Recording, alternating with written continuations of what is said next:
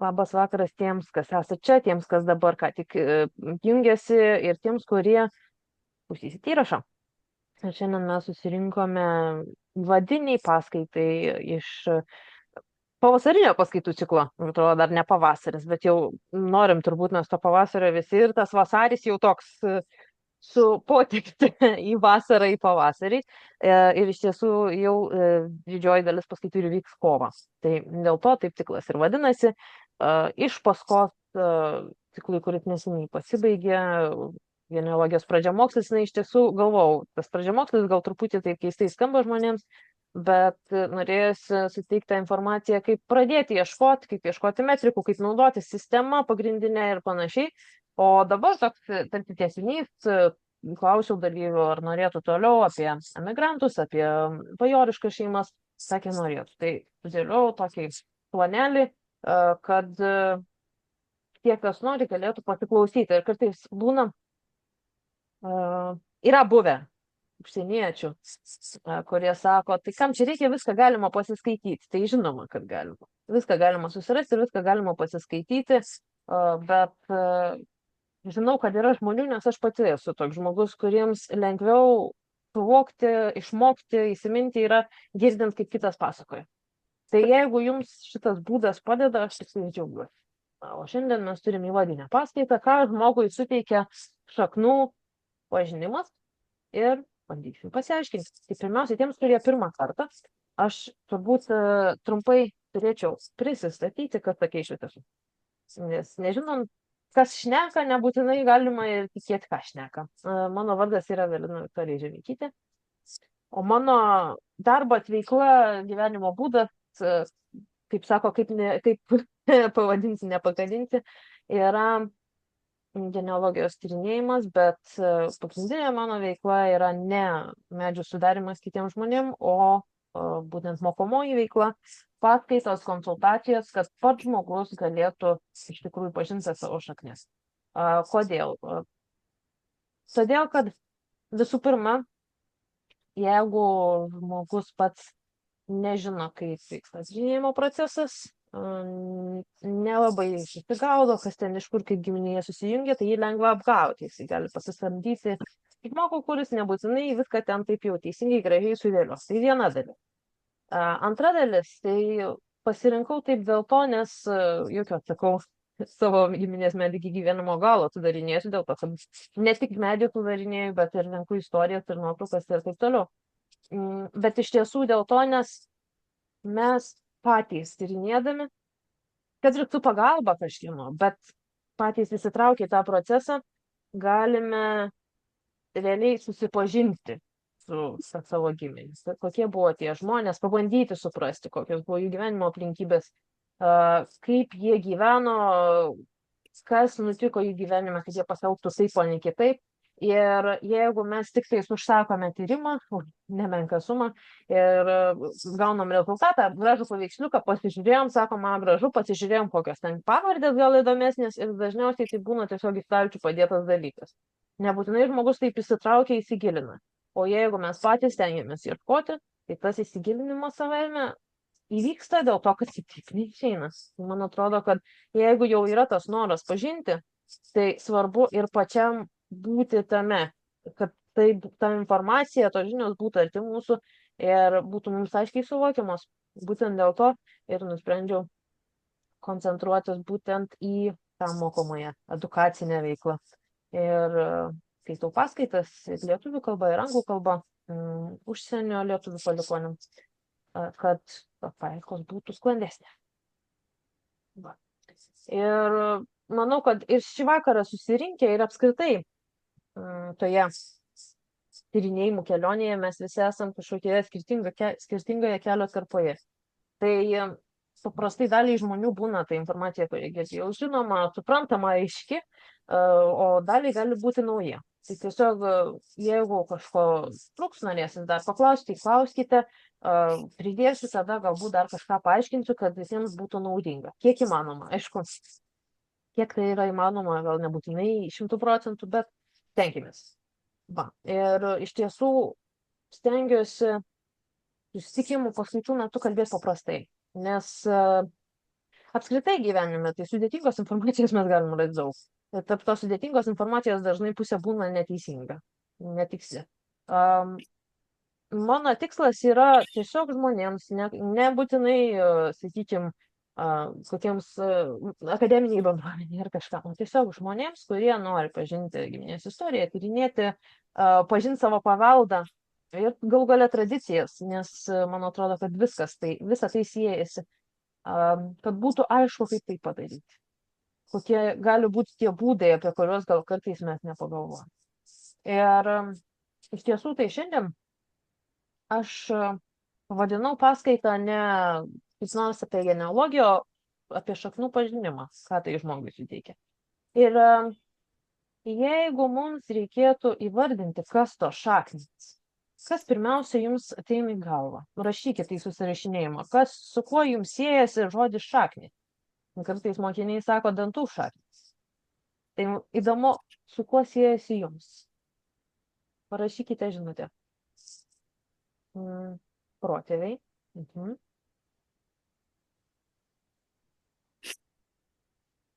Kam dar? Kokie kyla tokios mintis asociacijos? Kas visgi to šaknis? Stiprybė. Labai įdomu. Giminės. Paprastai žmonėms, kurie jau tyrinėja giminės istoriją, jis sako, kad yra su giminės susiję. Bet ką mes dar galėtumėm vardinti? Mūsų šaknis tokia plačiaja reikšmė gali būti ir mūsų, sakykime, tautinė kultūra. Paveldas, tradicijos, dainos, viskas, rašo žmonės, tauta ir taip toliau. Tai ta savoka, jinai yra plati. Ir kartais žmonės sutrinka, kodėl aš visą tai sieju į vieną tokį katilą. Tai stengsiuosi šį vakarą papasakoti, kodėl ir manau, kad tai yra susiję. Tai pirmiausia, jeigu kalbėtumėm apie šaknis, tai galėtumėm įtraukti ir genealogiją, ir protėvius apskritai, kaip protėvius, ir paveldą, ir kultūrą, tautinę kultūrą, kurios vis mažiau galbūt lieka toje mūsų kasdienybėje, nors tarsi kažkur jinai yra linksniuojama, bet ir ne iki galo mums suvokiama. Kodėl galvoju, kad genealogija siejasi su visu tuo? Dėl to, kad genealogija mus priartina prie mūsų protėvių kultūros. Ir geriausias pavyzdys, kokį galiu duoti, yra labai paprastas. Jeigu mes girdime įrašytą liaudies dainą, gražią dainą, gal koks nors žinomesnis atlikėjas ją dainuoja. Bet jeigu žinome, kad buvo konkreti daina, kurią dainuodavo mūsų močiutė arba promočiutė, ir tada tą dainą išgirstam, arba matom kažkur tekstą, arba patys dainuojam, skiriasi visiškai jausmas. Vienas atvejis ir kitas. Ir būtent tyrinėdami savo giminės istoriją mes galim sužinoti naujų dalykų per tą pavyzdį savo asmeninį savo šeimos, mes galim sužinoti, suprasti naujų dalykų, naujai pamatyti ir savoje tą patirtį. Tai ką mums tas pažinimas suteikia? Aš kalbėsiu šį vakarą, kaip ir dažniausiai darau, būtent per genealoginę prizmę, bet vėlgi tai siejasi su visu tuo, ką tik paminėjom. Taigi, ką mums tai gali suteikti? Pirmiausia, tai suvokimą, kad mes nesame vieni. Ir taip sakau dėl to, nes mes gyvename šiuo metu tokiai labai individualistiniai visuomeniai, nors kartu ir dažnai turbūt būna tas mados efektas, bet iš esmės tai visi individualistai siekia savo kažkokių tikslų, karjerą, aš niekam nieko neprivalau, girdėtos frazės turbūt. Ir kai žmogus pradeda sudarinėti, pavyzdžiui, giminės medį, arba pirmą kartą sudalyvauja dainų šventėje, arba nueina į kokį nors liaudies dainų vakarą, tai apima toks keistas jausmas, kad pasirodo aplink yra žmonių. Ir nori ar nenori, mes esame susiję vieni su kitais. Ir vieni kitus veikiam. Ir tai, kas buvo praėjusių kartų stiprybė, bendruomeniškumas, darbas kartu, šventės kartu, mes daug to esame praradę. Bet būtent šaknų pažinimas mus truputį sugrąžina atgal. Sako, progreso stabdymas, gal čia sugrįžti atgal. Manau, kad šiuo atveju tai nėra tas atvejis. Ir pasižiūrėti į tai, ką suprato mūsų protėviai, ko gero geriau už mus, turbūt kartais visai sveika. Kitas dalykas, kurį gali pagelbėti mums suprasti giminės pažinimas, šaknų pažinimas, yra surasti tuos atsakymus, kodėl. Kodėl kažkas įvyko taip, kaip įvyko. Aš juokiuosi dažnai, ypač jeigu moterų kolektyvai. Tai klausimas jums. Dabar pagalvokite jūsų gyvenime. Geriausiai, jeigu tai būtų giminaitis. Yra žmogus, kur jūs atrodo viskas gerai, jisai draugiškas, malonus žmogus, bet negalit pernešti kažkokios savybės, nu tiesiog atrodo supurtytumės. Nervina. Ar yra toks žmogus jūsų gyvenime? Pats savo pagalvokit, retorinis klausimas. Ir dažniausiai turbūt yra. Ir net negalim suprasti, kas čia vyksta. Bet ar esam paklausę ne, kas jam yra, o kodėl jisai toks? Kodėl taip emocingai reaguoja kažką? Kodėl tokia aštri reakcija į tam tikrus dalykus? Tai čia ir prasideda tie įdomumai, kur mes kartais galim nesusimastyti, bet tie atsakymai ateina. Na ir aš visą laiką pasakoju istoriją ir papasakosiu dar sykį. Tie, kad esate girdėję, atleiskit man, bet kol kas aš geresnio pavyzdžio neradau, nes jis yra tiesiog akivaizdus. Tai čia yra nuotrauka ekrane. Kai kam gražu, kai kam gal nerimo kelia, bet pagalvokit, ką jums kelia, kokį jausmą viduje. Tai įsivaizduokit, kad jūs čia stovite tokioje vietoje ir štai audra atėjo. Atideda griūstinį, perkūniai, žaibai, trankosi, taip toliau. Ir vieniems žmonėms tai visiškai jokių emocijų nesukels ir tai yra tie žmonės, kurie į balkoną išėję stebi audrą. Kitiems žmonėms prasidės panika ir jie uždarys visus langus ir melsis vos ne ir lauks, kol pasibaigs. Ir galėčiau sakyti, kad šaržuoju, bet iš tiesų tai ne, nes taip yra. Na ir istorija tokia. Kai aš augau, nuo pat vaikystės, kiek prisimenu, kai pradėjau vaikščioti kalbėti, kai jau save suvokiau. Visada buvo labai aiškus veiksmų planas, ką reikia daryti, kai prasideda perkūnija. Šaugau vienkiemyje kaime, aišku, žaibolaidžių dar tada nebūtinai buvo, kai kur tik tai tokiuose įmonėse. Ir reikėdavo išjungti elektrą, iš pagrindinių to skaitiklių, žodžiu, išjungti visas rozetes, uždaryti langus, uždaryti duris, nestovėti lauke, nestovėti po medžiu ir laukti, kol pasibaigs. Būdavo labai baisu, aišku. Ir praėjo kažkiek metų ir kažkurį sykį tai pasitaikė, kad kai aš buvau pamokose, mokykloje, pamokų metu, prasidėjo perkūnija ir buvo atdaras langas kabinete. Ir aš savo suku tokią dainelę, kad, aha, čia mokykla, nieks elektros neišjungs. Sakau, klausykit, uždarom langą. Mane žiūrite, klasiokai, sako, kas tau yra. Tai mano buvo pirmoji pamoka tokia supratimas, kad ne visi žmonės bijo perkūnijos. Nebūtinai čia turi visi bijoti. Galvoju, gerai, nieko nesuprantu. Praėjo daug metų ir kai jau užsiėmiau ieškoti ne tik informacijos apie giminę, bet ir pačių giminių, tai atsitiko taip, kad susipažinom su antros eilės pusės. Ir šiek tiek vyresnė žmonė, mes niekada gyvenime nebuvom susitikusios. Tai reiškia, mūsų bendri proseneliai. Ir jinai pasakoja, žinai, mūsų babūnė, o babūnė tai mūsų ta promočiutė, kai mes pas ją būdavom ir prasidėdavo perkūnija, sako, jinai tiesiog pablūsdavo, čia žemaitiškai, taip sakant, pablūsdavo, visus suvarydavo į trobą, uždarydavo langus, duris, neleisdavo net prie lango stovėti, liepdavo vidury kambario kažkur būti, kol pasibaigs. Ir jinai man pasakoja, o aš girdžiu tas pačius sakinius, kuriuos girdėjau vaikystės, viskas buvo lygiai taip pat. Sakau, vis tik nieko nebesuprantu, man čia jau šiurpai laksto. Ir aš turėjau tokią dovaną gyvenime bendrauti su savo tos promočiutės, viena iš jauniausių seserų. Jinai jau dabar iškeliavo pernai, bet keliarius metus mes bendravom. Ir jinai pasakoja, jis sako, įsivaizduoji, mano mamos jauniausias brolis, dėdė, dirbo lauke. laukuose buvo išėjęs dirbti su 2 arkliais. Ir užklupo jį audra ir kartu su tais 2 arkliais nutrenkė vidury lauko. Na ir, žodžiu, moteris išbėgo ten žiūrėti, marškiniai pradegė, sodino tą Jonukas. Jonukas tai 20 metų jau buvo vaikinas pervalyti marškinius. Vaikui šalia atrodė jau viena iš tos promočiutės seserų, kuri jau buvo 7 metų, jai atrodė, kad jis atsigavo, nes į moteris pasodino, sako, mama, močiutė, jūs neverkite, kad atsigavo. Su detalėm tokiam, pasakoja. Aš negaliu patikėti, galvoju, kaip čia dabar yra, kažkaip viskas siejasi, nors aš nebandžiau aiškintis, man nelabai rūpėjo tam perkūnijos baimė. Ir galvoju, grįšiu, sėsiu, ieškosiu, ar tikrai tas Jonukas tada mirė ir kas ten jam atsitiko, kurie čia tie metai turėjo būti.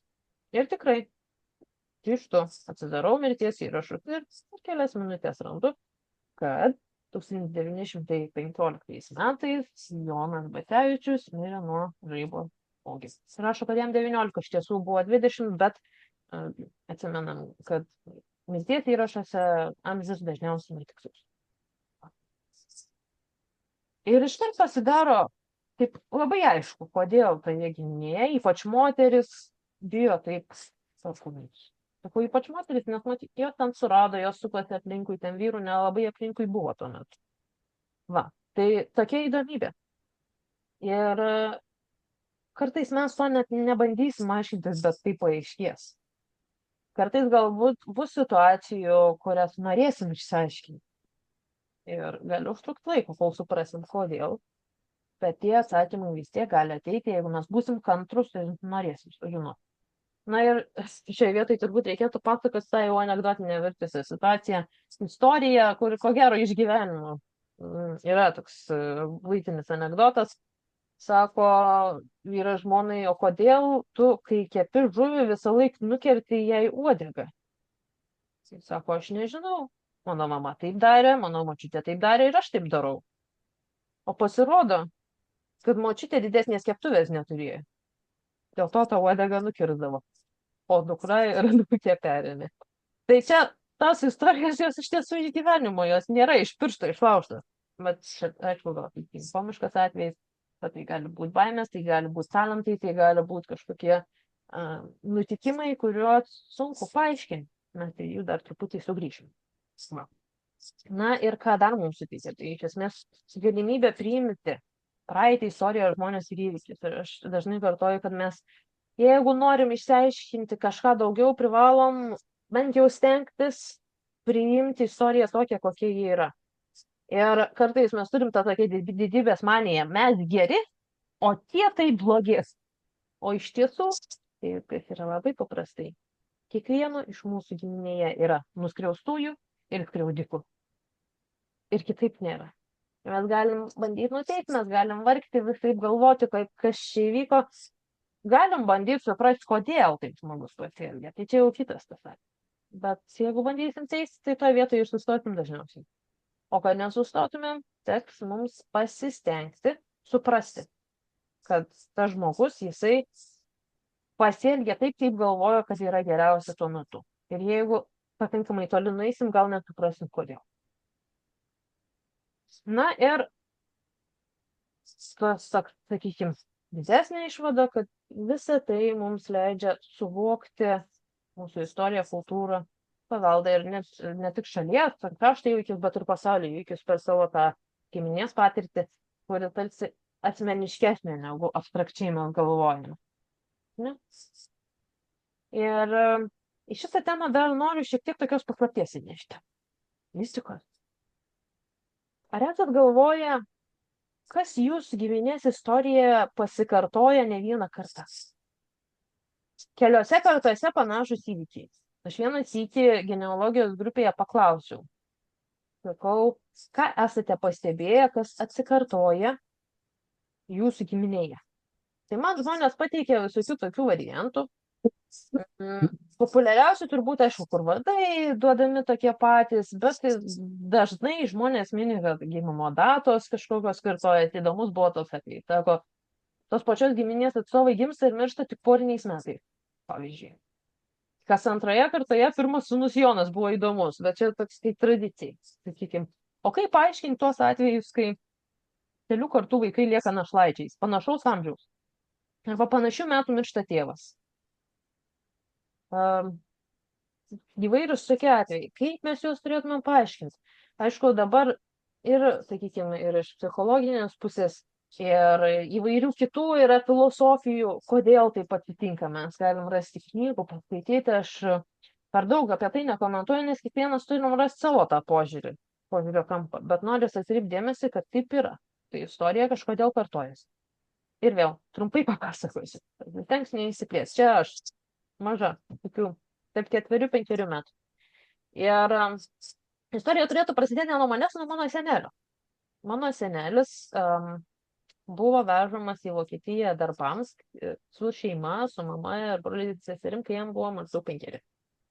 Ir kažkokiu būdu juos netyčia paliko Tauragiais. Ir jie po to atsidūrė Švėkšnai, iš Švėkšnos atsidūrė vienam kaime netoli ir taip ir apsigyveno. Ir, aišku, karo metai ir visur buvo visokių šaudmenų, sprogmenų ir panašiai. Ir jie savo sugalvojo su vaikais pažaisti. Įsivaizduoju. Sprogo, išsitaškė, skeveldros, nutraukė kelis pirštus, į akį pataikė, pakliuvo skeveldros į kelią, į galvą, žodžiu, vežo operaciją. Ir jisai visą gyvenimą turėjo vienos rankos tik tais 2 pirštus, vieną akį nešiojo stiklinę, ir liko jam tos skeveldros, jų nejudino, sakė, geriau palikti negu bandyti išimti, ir vis galvodavo, kodėl jam taip atsitiko. Ir tada šokam į mano mamos vaikystę. Jai maždaug 5 ir jinai bėga per kelią savo miestelėje. Ir kažkokiu būdu pargriūva ir jai kojas pervažiuoja motorinis dviratis. Vėl žaizdos, visą kitą, bet nelūžo nieko, bet, žodžiu, buvo nekas. Man maždaug 5 metai ir grįžtu su tėčiu iš miesto, į vienkiemį savo, ir stojam prie vartų, reikia juos atidaryti, ne kokie mechaniniai, paprasti. Ir aš mėgdavau kartais į kiemą, kadangi didesnis atstumas vienkiemyje, parbėgti, nevažiuoti, o parbėgti. Ir aš nieko nesakau, laukiu ir staigiai, kai jau tėtis ruošiasi važiuoti, darau duris ir bėgsiu. Vaikas, va. Ir tėtis vos spėjo sustabdyti, aš nepakliuvau po ratais. Atrodo skirtingos truputį situacijos, bet amžius tas pats ir kažkoks va tokia grėsmė. Bet man jau nieko nenutiko, tik ilgesnis tėčiui. Ir kaip paaiškinti, kodėl būtent tuo metu, kol kas negaliu. Lygiai taip pat negaliu paaiškinti, pavyzdžiui, vienoje giminės linijoje, kodėl moteris tokios diktos. Kažkas įvyko. Galbūt, kad promočiutė labai jauna liko našlė ir turėjo kažkaip atlaikyti tą gyvenimą. Bet charakteris atsikartoja. 4 kartose mažiausiai. Ir kartais užtruko, kol mes suprantam tuos atsakymus. Bet, žodžiu, tų situacijų yra. Ar aš čia kažkokį bandau, kaip čia pasakyti, ezoteriką? Ne. Tiesiog faktai, kurie žmonės pradeda pastebėti, kad atsikartoja dar kažkokie nutikimai.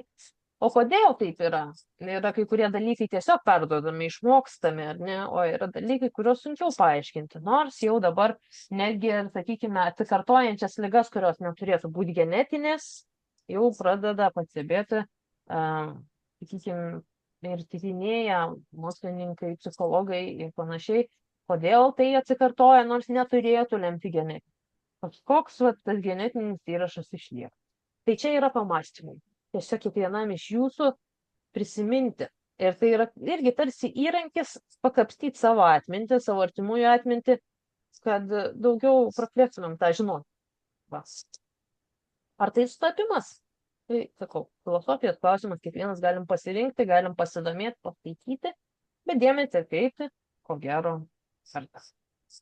Ir tai dažnai lieka iš tiesų už mūsų suvokimo ribų. Bet šiaip genealogija yra tokių juokų turi. Ir galvojau, kad čia tik mano tie juokai, bet žiūriu, kad ir kiti tyrinėtojai kartais parašo, sako, Na va, šito dar neradau, jisai dar nenorėjo man pasirodyti. Vat būna tokių dalykų, arba būna ieškai ten, kur pagal logiką turėtų būti, nėra žmogaus toj vietoviai. Bet vis lenda į galvą kažkokie visiškai ne į temą viesovių. Man yra tai buvę ne vieną kartą. Ir tikrai ten randi. Tai kažkokia nuojauta visgi tose dalykuose yra. Jau kaip norim taip. O kaip ten iš tikrųjų, tai kiekvienas galim pasiaiškinti sau. Na ir sugrįžkim dabar prie tos genealogijos. Tai pirmiausia, ką mums reikėtų įsivardinti? Reikėtų įsivardinti, kas tai yra. Mes galėtumėm vardinti, sakykime, tą oficialų išverstą pavadinimą iš graikų kalbos mokslas apie šeimą. Vieni sako, kad genealogija tik faktų rinkimas, kiti sako, kad kad čia reikėtų tada giminės istoriją pridėti.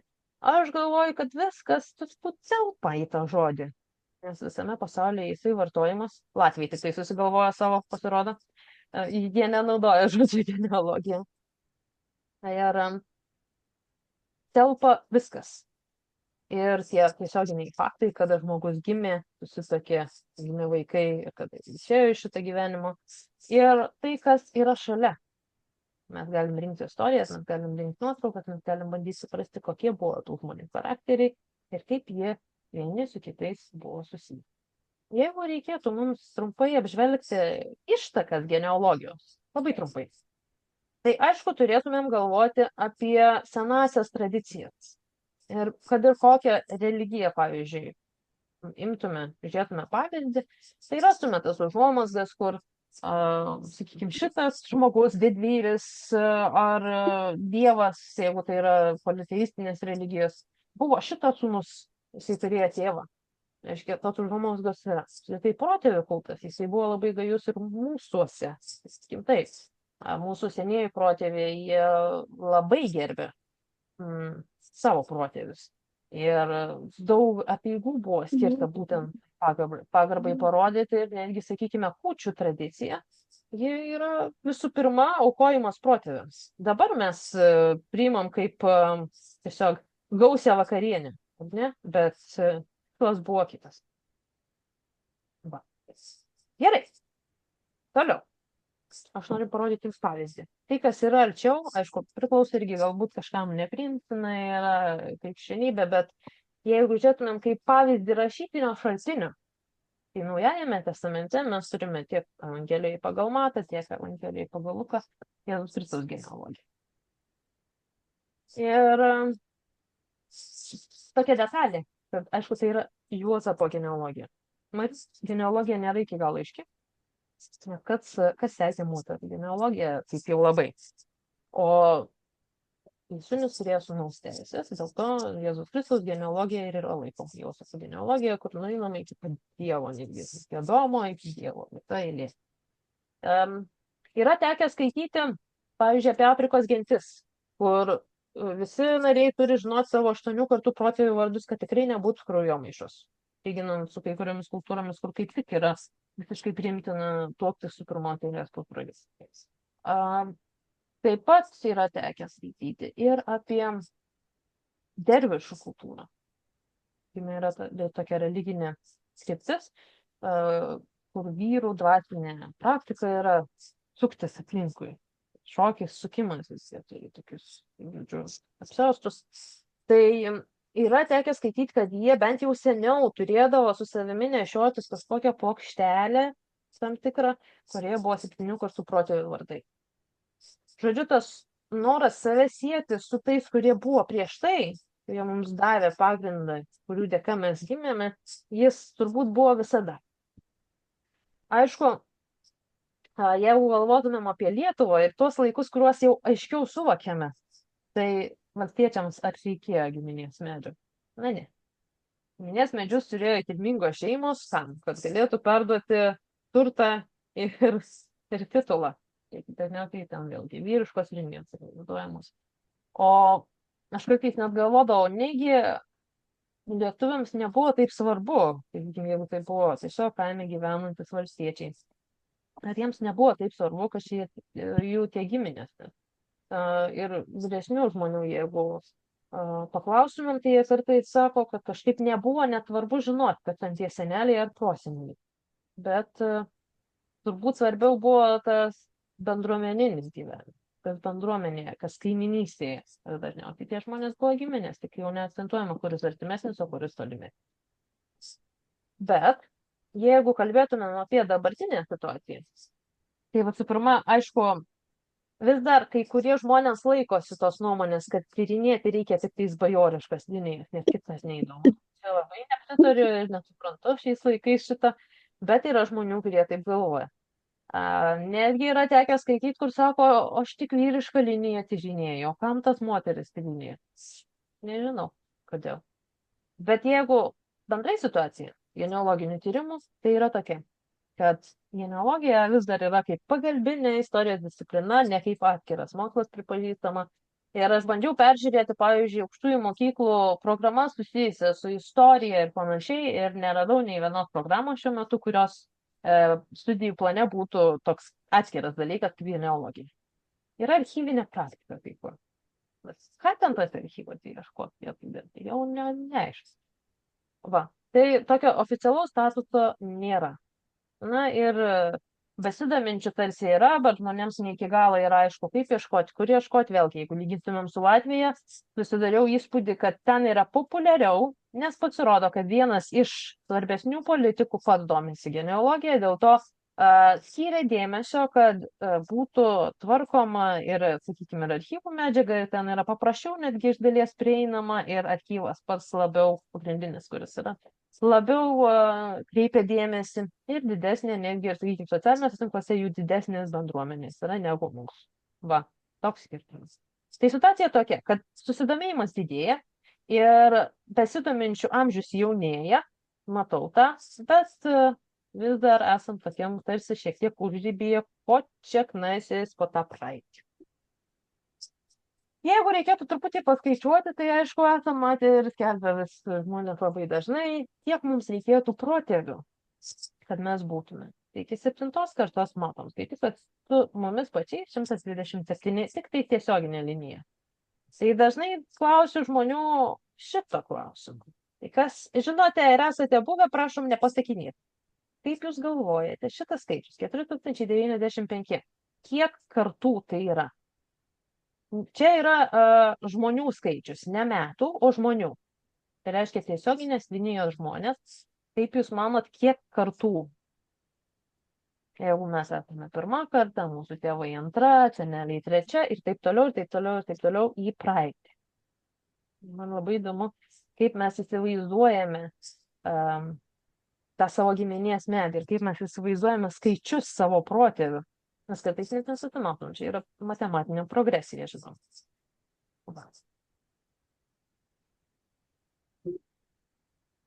Būna labai skirtingi skaičiai, labai skirtingai žmonės skaičiuoja.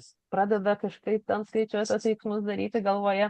Aš laukiu truputį, bandau jūsų dantį užkalbėti, kad kol parašysit, pamatyčiau žinutės ir tada eisim toliau. Kas kokių variantų turi, įstatymai? O kas rašo šiam? Kas dar kokių minčių turi? Ar čia dabar matematika užsiimate? Rašykit į susirašinėjimą.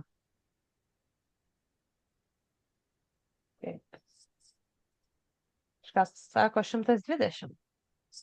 7 kartas. 7 kartas tai 127. Neda arčiau tiesos iš tiesų. Taip. O kažkas labai teisingai išskaičiavo 12 kartų. Taip, tikrai yra matematinė progresija. 12 kartų žmonių su mumis yra šitas skaičius. Aišku, reikėtų atsižvelgti dar į procesą, kuris vadinasi redukcija. Nes gali būti, kad išsiskyrė ten prieš kelis šimtus metų, sakykime, šitas skaičius yra maždaug tarp 300–400 metų, priklauso nuo amžiaus, vienose giminėse vyresni tuokėsi, kitose jaunesni. Ir prieš kokius 300 metų išsiskyrė kelios šakos ir po to po 100 ar po 150 metų vėl sutiko. Vadinasi, susitokė ten 4–5 eilės pusbroliai. Tai gali būti, kad tas skaičiukas bus mažesnis, bet vis tiek tai yra tūkstančiai. Tai galim įsivaizduoti vien tiesioginiai linijai. O dar šalia jų buvo broliai seserys, kurie irgi veikė jų gyvenimo. Tiek reikėjo susidėlioti viskam būtent taip, kaip susidėliojo, kad mes šiandien čia sėdėtume. Tai čia va, tokiam pamastymui. O aš tą progą noriu informuoti jūs, kad jeigu jūs piešiat ant ekrano, žaidžiat su Zoomu, tai visi tai mato. Man labai patinka šitą pastabą pasakyti, nes žmonės galvoja, kad tik savo piešia. Iš tikrųjų, tai visi mato. Aš esu nučiams. Taip. Ir kartais gali būti net sunku suvokti tą skaičių, jeigu mes dar pridėtumėm visus, kurie į šonus, ar ne? Broliai, seserys, pusbroliai, pusėtės. Tai aš kažkada prieš kelis metus sugalvojau pažaisti, nes supratau, kad lietuvių kalboje trūksta žodžių. Galvojau, kaip pavyzdžiui pavadinti vienu žodžiu savo močiutės seserį. Kaip jūs vadinat? Parašykit.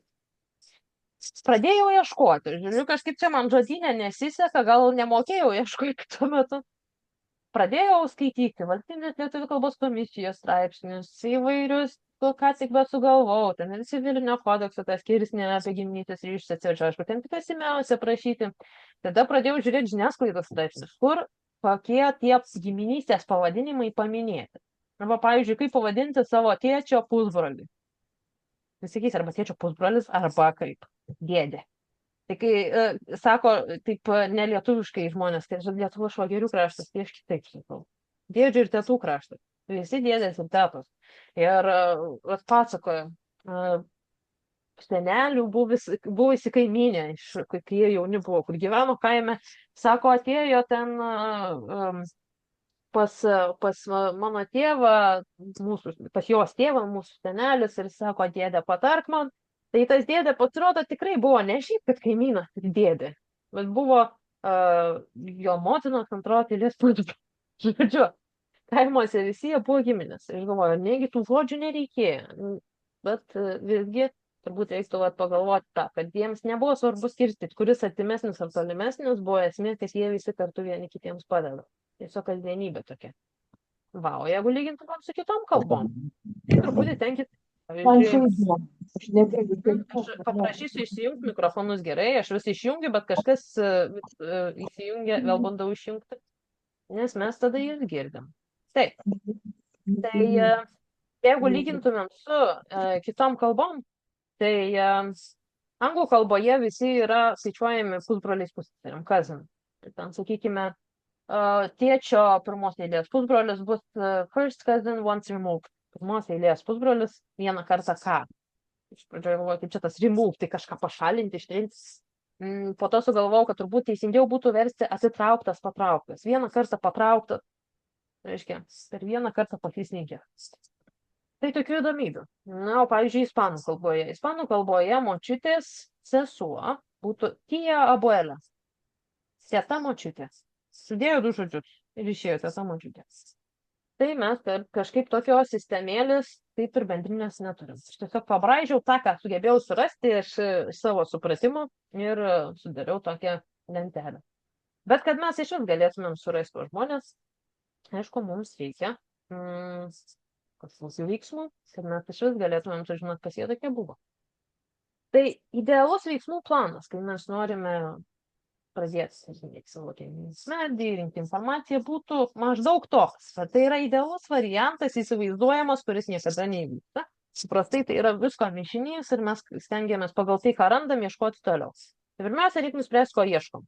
Ar mes ieškome tik faktų sausų, ar ir istorijų ir nuotraukų. Ar mes iškart bandom apriepti visas giminės šakas, ar įmam kažkokią siaurą ir galbūt tada nuolat ištimsim dar ir kitom.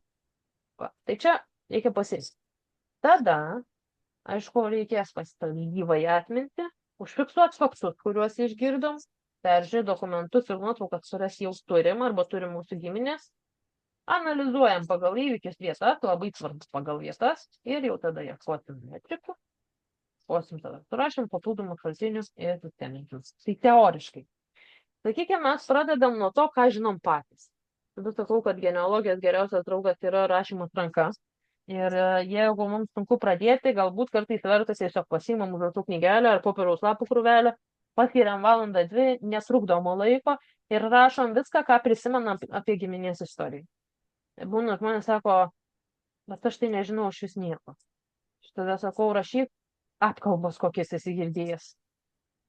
Čia toks keistas kažkoks žmonėm dalykas, bet gali būti, kad tos apkalbos turėjo pagrindą. Ir mums proga patikrinti, ar buvo teisybė ar ne. Bet gal tai padės mums užsikabinti, kur jeigu tikrai niekaip neina jokio fakto užkabinti. Iš kitos pusės būna žmonės labai galvoja, kad daug žino. Ir jeigu galvoja, kad labai daug žino, pasima rašyti ir tada supranta, kad ir to nežinau. Tiesiog mes prieš akis pamatom tokią fizinę formą ir tada suvokiam aiškiai, kur mums reikia toliau judėti. O toliau galim kreiptis į kitus, ką žino kiti. Ir jeigu yra pasisekę gyvenime, dar turim vyresnių žmonių, kurie gali papasakoti. Gali būti, nebūtinai būti vyresni, gali būti, kad mūsų broliai, seserys, pusbroliai, pusseserės žino daugiau negu mes. Gal jie net jaunesni ir žino daugiau negu mes, nes kažkada paklausė. Tai tiesiog reikia bandyti, važiuoti į svečius, šnekinti, būtinai įrašinėti. Nes jeigu galvojam, kad spėsim užsirašyti, tai aišku gerai pagrindinius faktus pasižymėti, kad nereiktų visą laiką sugrįžti ten įrašą klausyti kelių valandų. Bet nespėsim visko pasižymėti ir tikrai nesiminsim. Pavyzdžiui, man tai būna taip. Aš galiu 10 kartą įsijungti tą patį įrašą ir vis tiek išgirstu faktą, kurio prieš tai negirdėjau. Aš ten buvau, bet net ten dėmesį tuo metu kreipiau į kitą kažką, o dabar išgirstu, palavo, čia kaip buvo. Tai tiesiog labai svarbu įsirašyti ir ateities kartoms bus to žmogaus balsas iš savo. Bet yra bet. Šitoje vietoje mes susidurime su sunkumu. Tai dabar noriu jūsų paprašyti truputį bus pamąstymų. Susiraskite savo kokį nors lapelį, lapą, pieštuką, ant ko rašyti ir su ko rašyti. Būtų gerai ranka. Ir kai būsit pasiruošę, padėkite susirašinėjime pliusą. Žinosiu, kad jūs jau čia su popieriaus lapelį.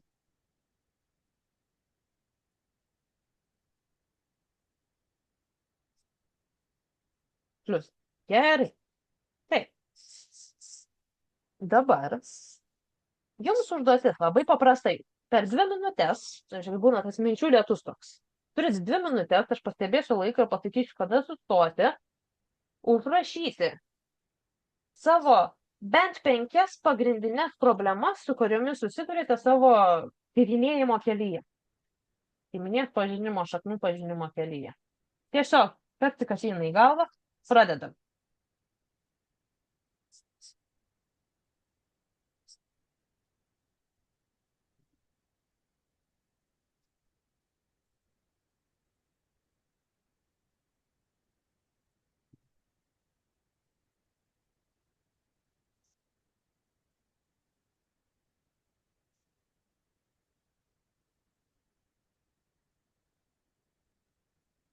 Pusę minutės praėjo.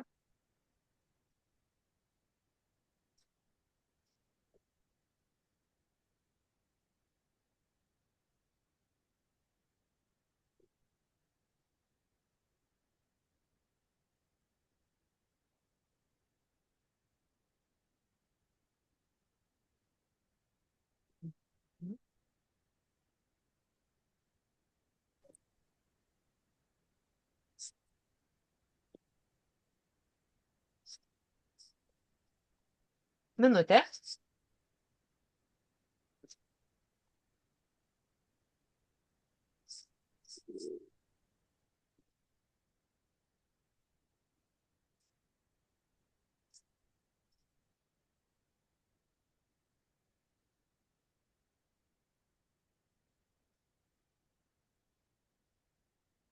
Jeigu jau yra tokių, kurie užsirašė, nebeturit ką parašyti, parašykit į susirašinėjimą. Kaip jūs galvojat, kuri iš tų problemų yra pati pagrindinė jums dabar tokia aštriausia? Kas jums trukdo eiti toliau? O tie, kas dar rašo, jau eikime į pabaigą, kokius 20 sekundžių. Ir kviečiu parašyti. Pati pagrindinė problema. Tai keliais žodžiais tiesiog. Kas tai yra? Ar tai yra susijęs su giminaičiais, ar tai yra susijęs su nerandamais dokumentais, ar nežinoma informacija, pavardžių keitimais ir panašiai. Visokių dalykų būna. Ta pati pavardė, bet kita giminė. O taip, kalbų nemokėjimas, laiko stoka. Žinot, aš esu bjauri moteris. Apie laiko stoką turiu tokią keistą nuomonę. Būna, nuvažiuoji pas kažką. Gerai tau. Sako, gerai tau, tu laiko turi. Aš tai neturiu, dėl to ir neieškau. Ir aš galvoju, mes turim lygiai tiek pat valandų paroje ir tas toks laiko turi. Lygiai taip pat neturi, kažką veiki, bet vat, bandai ieškoti. Tai aš nebandau pasiekti, aišku, mes visi tikrai labai išsiemė, bet ką reikėtų daryti? Jeigu, kadangi nėra tai įtrauktas dabar į šitas skaidres, tai dabar pakomentuosiu, kol kiti rašo. Reikėtų pradžiai paskirti pusvalandį per savaitę. Įmanoma? Taip, ar ne? Mes vis tiek kažką tokio šiaip veikdami praleidžiam laiko tokį kaip ir tuščio. Ir aišku, to tuščio laiko irgi reikia, ir polisio reikia. Bet jeigu mes turim tą bėdą, kad atrodo niekaip nėra laiko skubams, ir po to praeina metai 5-10 ir nebespėjau, nepaklausiau, ne? Tai kiekvieną savaitę pasiskirti, ten kokį sekmadienį, pavyzdžiui. Vakare, kai nieko jau tiesiog nedarom, pusvalandį, lygiai pusvalandį. Ir gal mes tik tais pasibraižysim kažkokią schemą, gal vieną dokumentą išsitrauksim, gal paskambinsim kažkokiam giminaičiui pasišnekėti. Bet tai jau bus pusvalandis arčiau rezultatų. Nes jeigu nepadarysim to, tai visą laiką atidėliosim. Atidėliosim, kol gali būti per vėlų. Ir pavyzdžiui, kai buvo man su promočiute seserim, mes iš karto pas ją nuvažiavom. Ir kurį laiką jinai labai aiškiai viską atsiminė. Ir praėjo maždaug pusmetis, jai prasidėjo problemos sveikatos ir staigiai atmintis suprastėjo. O tiesiog atrodo taip nupjauta. Jeigu būtumėm pavėlavę pusmetį, tai didžiosios dalies informacijos nebebūtumėm išgirdę. Va tai būna. Tai čia ne tai, kad sąžinę spaudžiu, bet tiesiog, kad pamastytumėm, kad būtent, sako, laimingi laiko neskaičiuoja, laiko nereikia čia kažkaip skubėti. Genealogija yra toks dalykas, kuriam tai yra svarbu suspėti. Va, tai suspėti yra svarbus. Gerai, aš skaitau dabar. Ta pati pavardė kitai išlikę bažnytiniai metrikai tik nuo 22 metų aš užjaučiu jūs. Žinau, apie ką jūs kalbate ir žinau, apie kokią teritoriją jūs kalbate. Deja, kol kas aš turiu tokią konspiracinę mintį, nes buvo taip, kad Kretingos metrikai buvo dingę. Niekas nežinojo, kur tie originalai yra. Aš tiesiog nebuvo. Ir tada staiga jie parsirado iš užsienio, nes kažkada, lyg ar karo metais, kai buvo visos tos suirutės, kažkuriuo metu vienas vienuolis juos visus išvežė. Ir neseniai, tik prieš keliarius metus, jie sugrįžo ir buvo suskaitmeninti. Tai turiu tokį kažkokį galvojimą, kad gal kada nors iš tų parapijų kas nors parsiras. Ar parsiras? Ne. Dokumentų skaitimas. Nerandu įrašų pagal vietovės, kurias žinau. Taip, iškreipytos pavardės. Sunku suvokti ir atminti, kurie asmenys tais pačiais vardais yra tiesioginiai protėviai, kurie yra galbūt pusbroliai broliai. Čia svarbi labai vieta. Taip. Giminės narių nenoras dalinti savo turimomis nuotraukomis faktais, nors patys lygiai susidomėję, kad kažkas domės jų giminės istoriją. Tai va dabar mes apsistosim ties šiais klausimais apie giminį. Iš esmės, daugiausia tai. Tai tuoj sugrįšiu prie jūsų punkto. Būna problema tokia, nėra kieno paklausti. Nėra, atrodo, nepažįstų tų giminių, artimųjų nelikė, senelių nelikė. Kieno klausti? Tai viena problema. Kita problema būna, nepavyksta rasti informacijos, kažkokios problemos su informacija. Būna, kad sudėtinga priimti kažkokį faktą. Žinom kažką tokio, kas giminėje įvyko, kur mums stogą nuravo. Būna, kad giminės nesupranta ir nepriima. Tai jeigu nėra kieno paklausti, sakyčiau taip. Pirmiausia, tai toks atgalinis. Bet tiems, kas dar galbūt turi, bet vis atidėlioja, kol galim, pasinaudokim progą ir viską užfiksuokim, įrašus darykim. Ir jeigu taip jau atrodo, kad nėra, tai labai toks tiesmukas tiesiog patarimas ieškoti giminių. Jau sako, žmonės linkia ieškoti lygų, tai čia ne lygų, o giminių. Ir tų giminių visada yra. Tai gali būti, pavyzdžiui, mūsų senelių pusbroliai pusseserės, tėvų pusbroliai pusseserės, priklauso nuo mūsų amžiaus. Ir gali atrodyti keista jų ieškoti. Bet jeigu noras yra pakankamai didelis, mes surasim tuos, kurie mums galės dar papasakoti. Ir tai kalbu visiškai tiesiog iš savo patirties, nes, pavyzdžiui, iš vienos močiutės giminės nei vieno žmogaus nepažinojau. Nei vienas. Po to giminės susitikimo padarė. Vieną bent jau sykį, kol kas pavyko padaryti giminės susitikimą iš žmonių, kurių visiškai nežinot. Jeigu nepavyksta rasti informacijos, tai pirmiausia reikia mokytis, kaip tą padaryti, ar ne? Bet dar vienas dalykas. Išsiaiškinti, ar dokumentai iš tikrųjų egzistuoja. Tai čia reikia suvokti, kaip yra sudėliotas įtikinė medžiaga ir kaip minėjo kažkas, sako, tik nuo 22 metų. Taip, Suvalkijos teritorijoje yra bent 10 parapijų, kuriuose arba yra viena kokio, pavyzdžiui, 18 amžiaus pradžios knyga kelių metų ir tada visa skylė iki 1922 arba iš vis nieko nėra iki 22 metų. Daryk, ką nori. Bet jau tada žinai, kad turi su tuo susitaikyti. Čia buvo vakar, kažkas klausė grupėje genealogijos. Ten Švėkšnos santokų. Ir ten paaiškinu, kur čia yra, sakykime, seniausios knygos, kuriam fondė. Ir sakau, yra tai, kas yra. Sako, atsakymas. Tai kur viltis, kur tikėjimas, kad kažką galima rasti? Tai šitoje vietoje noriu sakyti, galiu žmonės, būkim realistai. Ir šiaip jau būkim optimistai, bet šiuo atveju būkim realistai. Ir tiesiog išmokim pasitikslinti, pasižiūrėti. Jeigu yra seniausias fondas, būtent šitas, žiūrim, kas ten yra. To, ko nėra, tai nėra. Ir jeigu nerandam ten 18 amžiaus pradžios santokų, tai vadinasi, jų ir nėra. Ir jos greičiausiai iš niekur neišlys. Nes jeigu jau tas, kas buvo, reiškia, kiti tie įrašai yra to laikotarpio. Tai vadinasi, niekas niekur nieko neišvežė, niekur nepradangino, tiesiog tai, kad tiksliuko, tai išvežė. Tai čia labai svarbi vieta. Tai žiūrėt praktiškai. O tada mokytis. Ir ką jūs minit, kad sunku skaityti, kad kalbų nemokėjimą. Aš turiu labai tokią eretinę nuomonę.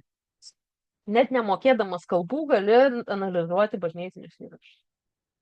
Galbūt ne kiekvienas tam pritarė, bet iš praktikos taip.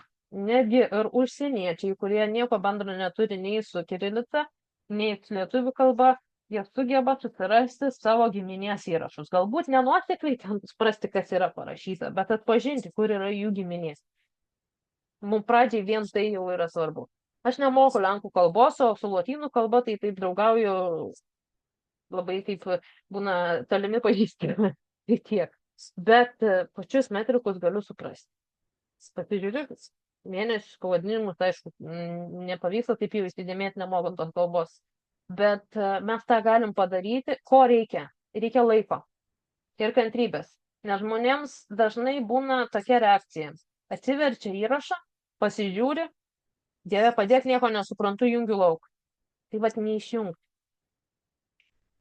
Vieną dieną žiūrės, antrą dieną žiūrėsi, trečią dieną žiūrėsi, niks nebus aišku. Ketvirtą dieną jau pažinsis kokį vardą. Aišku, pradžioj prašysit pagalbos tų, kurie gali perteikti, bet nepasiduoti, negalvoti, kad kas nors už jūs yra.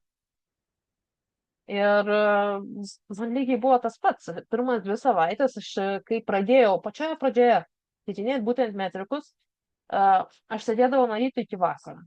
Ir pradžioje aišku, kad buvo sunku. Ir ypač lenkiškus įrašus, man yra iki pat dabar jie nemėgstamiausi, nes būna dažniausiai ten privelta visko. Bet neįdavo suprasti, o dabar jau pavyks. Pakankamai, sakykime, aiškiai išlys. Tai tiesiog reikia laiko, reikia pastangų. Ir po kiek laiko tiesiog akis apsipranta. Jeigu sudėtinga priimsi, čia jau tokio atskiro patarimo galbūt sunku duoti, bet tiesiog rasti būdus, kaip susitaikyti, kad praeitis jau buvo, o mes galim tik pasimokyti iš jos, bet negalim pakeisti. Jinai jau įvyko. Ir viskas. Nei gerai, nei blogai. Mes galim galvoti, kad čia buvo neteisinga. Bet tada bus sudėtinga eiti toliau. Na ir dabar kalbam apie gydymą. Jeigu nesupranta, nepriima, nesuvokia, nesidalina.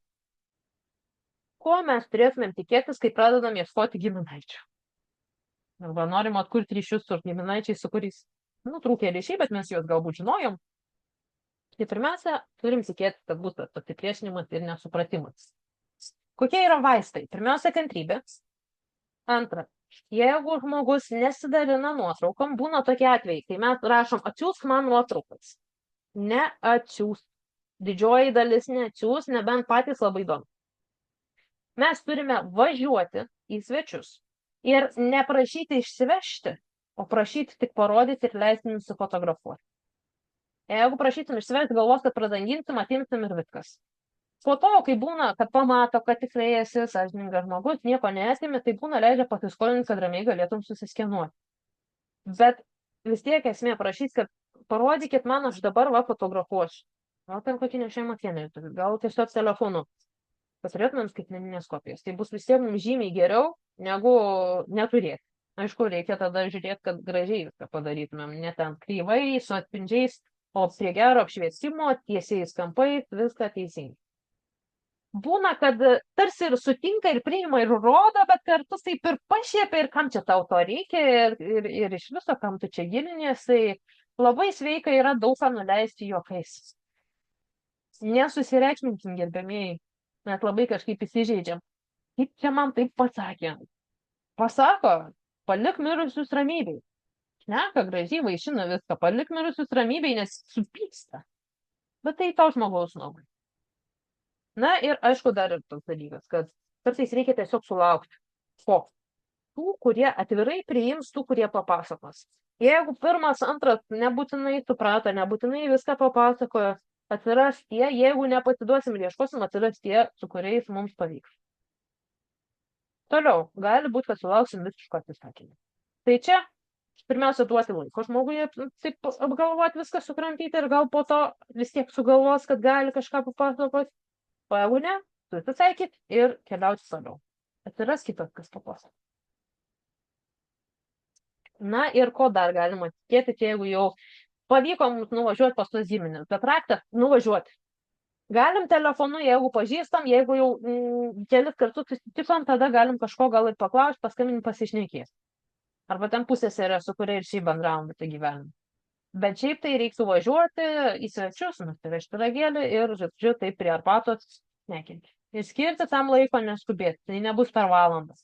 Tai bus 5 valandos, 6 valandos, realistiškai kalbant. Gali būti taip, kad jeigu iš tos pačios giminės važiuojat pas vienus pas kitus ir pasakoja apie tą patį dalyką skirtingai. Tai žmonės ką yra linkę daryti? Susinervina iš to, ką čia jie man nusišneka. Fiksuojam viską, džiaugiamės, kad pasakoja, fiksuojam viską. Tikrinam, jeigu manoma, kokie yra popieriniai rašytiniai šaltiniai ir tada vedam išvadas, kas gali būti teisybė, o kas ne. Nes atmintis toks dalykas, žmonės gali apsirikti, žmonės gali netai prisiminti arba turėti skirtingus tuos kampus požiūrį. Mums reikia išklausyti viską, jeigu mes norim rasti tikrą atsakymą. Nenorėkim iš karto gatavo atsakymą. Na ir palaikymo irgi reikės tikėti, kad kažkas vis tiek palaikys. Galbūt tai nebus daug, o galbūt yra giminių, kur tikrai renkas didžiausi skaičiai žmonių po kelius šimtus į giminės susitikimus ir visiems labai įdomu. Tai tada tiesiog sveikintina. Bet palaikymas jisai bus, aišku, nereikia savo susikurti iš anksto vilčių, kad jų neturi, tai tada kiekvienas tas pasitekimas jisai džiugina. Na ir dėl DNR testų dar, jeigu pasidarėte DNR testus, ko reikėtų tikėtis, jeigu rašysite savo sutapimą, 90% jums neatsakys. Nusiteikim, 90% neatsakys, kas atsakys, su tais ir veikiam. Tiesiog labai paprastai. Kodėl yra, kad neatsako? Bijo, ypač jeigu užsienyje, bijo sukčių. Platformose DNR testų jau dabar yra keistų dalykų ir sukčių, ir viliojimo pinigų, ir netgi aš esu tavo 4 eilės pusbrolis ir mes čia dabar, žodžiu, gal susitikim ir jau į pasimatymus kviečia. Netgi taip. Tai būna, kad iš tikrųjų tas 4 eilės pusbrolis, o būna, kad iš viso svetimas ir kažkoks išlindo, neaišku iš kur, bet apsimeta. Tai tie dalykai yra, atsižvelkim. Taip pat gali būti, kad to žmogaus tiesiog šeimoje kažkas vyksta. Gal išsiaiškina kažkokią paslaptį, kurios nežinojo, kad išsiaiškinti. Per sudėtinga. Ir būna parašo, kad nerašykit apie šitą giminę, dabar aš nekalbėsiu. Gerai, einam toliau. Tai čia taip labai praktiškai žiūrėkit, ne asmeniškai. Na ir ko mums reikėtų apskritai? Kantrybės. Antra, nebijoti būti įkyriam. Nereikia įkyrėti žmonėm tyčia, nes būna tikrai, kur žmogus, taip pristoja, ten yra 8 eilės pusbrolis pagal DNR, pristoja, kad mes turime išsiaiškinti, kur ta giminystė. Nei su apie tą žmogų girdėjau, nei eina surišti kažką, tai ir einam toliau. O žmogus tai pritiriša ir bando. Tai gal ne tas esi. Bet ką aš turiu omeny? Išnaudoti tai.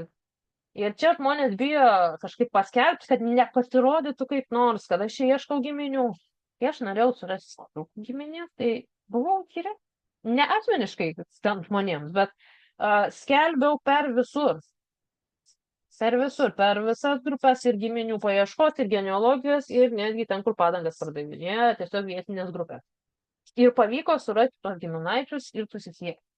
Tai čia tiesiog apie tą įkyrumą turiu galvoj, kad kartais mes labai taip susimažinam, kad oi, kaip aš čia dabar skelbsiu, kaip čia atrodys. Žmonėms visą laiką kaip nors mes atrodom. Tai dar vieną sykį atrodys. Nedaugiau. Taip. Aišku, pristoti prie žmonių nėra reikalo ir čia reikia tą balansą išlaikyti. Bet taip, kad mes turim teisę ieškoti, rašteliai kapinėse, dar truputį sugrįšiu prie jų, bet gali būti labai veiksmingi ir efektyvūs. Ir grandinėlės principas, ką aš turiu galvoj. Čia vieno fakto kabinu kitą ir šitas grandinėlės principas labai svarbus apskritai genealogijos. Kažkas rašo, kaip atskirsi ten, kurie yra ta linija, o kurie yra broliai, kurie yra pusbroliai. Labai nuosekliai grandinėlę kabinam. Turim, sakykime, savo prosenelių ar senelių gimimo įrašų. Ieškom jų tėvų santuokos. Toliau ieškom vėl tų tėvų gimimo, vėl jų santokos, jų tėvų santokų. Šalia dar ir mirties įrašus. Taip po truputį. Neblūdėjom, kad susirinkau viską ir bandau dabar pritempti, kas kieno giminė. Gerai, jeigu susirinkai viską, žiūrėk. Taip susikabinu.